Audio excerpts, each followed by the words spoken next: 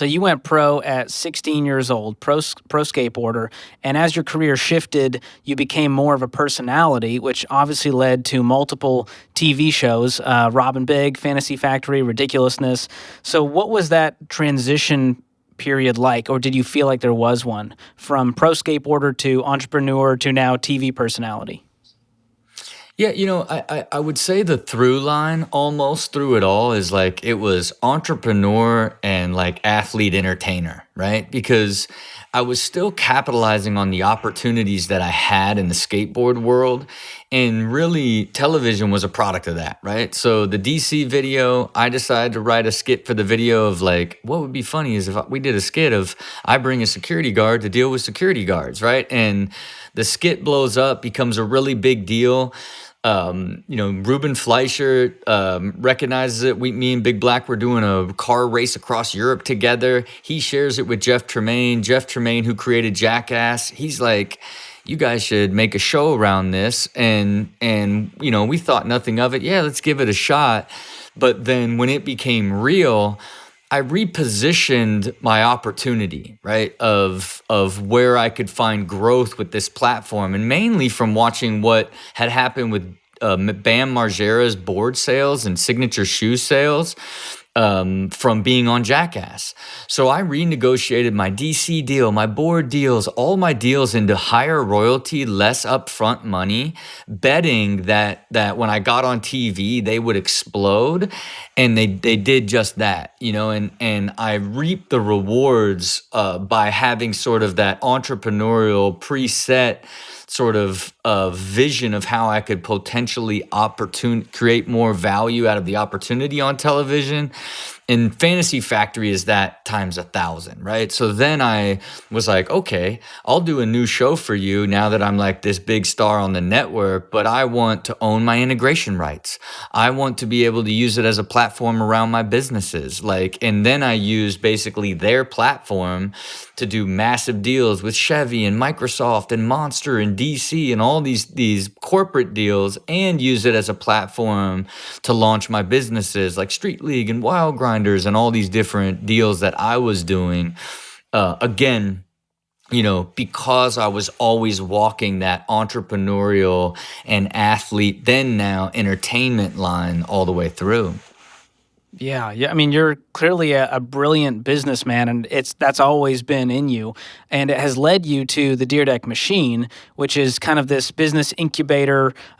You're starting, launching, selling giant businesses now. Tell us about that and the heart behind it. Yeah, really what the Dyrdek Machine is a culmination of all of my experience through all of these years, right? And it's a more focus towards my passion, which is really creating businesses, right? And for me, I still need business from the score perspective. And the score perspective, as it relates to being a business builder, especially on the venture side, will always be ROI and IRR, right? So for me, when I look at like my personal mastery, it was like I want to be able to master curating ideas, entrepreneurs, and markets, and systematically build highly profitable, sustainable, acquirable businesses. And how do I get better and better at doing that over and over and over again, right? Essentially building a process that I can automate and then optimize over time to be able to, not play the venture game where you just need one or two winners out of 50, but get to a point where you never lose, right? Which most people in venture will be like, oh, it's not even possible, And for me, it also serves this need that I have to create. So if it's at the idea stage, like let's talk about the idea, then our process is let's go through the discovery process and do an immersion and validate the idea, shape the idea, then go through the diligence phase and model out the idea, put together sort of the capital staging and how big do we think we can make it and how much are we going to sell it for and when are we going to do it? And then if we all believe in it and think that that's going to be the journey, then we commit, we cut the first check, then we're first money in, we control all the capital stages, and then you go through the valley of death the moment that thing launches to fight to find consumers, to understand pricing strategy, to understand where you may need to pivot until, God willing, you find product market fit, and then we double down investing in it so that we have a much more significant stake by the time we help drive it to acquisition, where at the end of the day, we will always judge ourselves off of our ROI, right? And for me,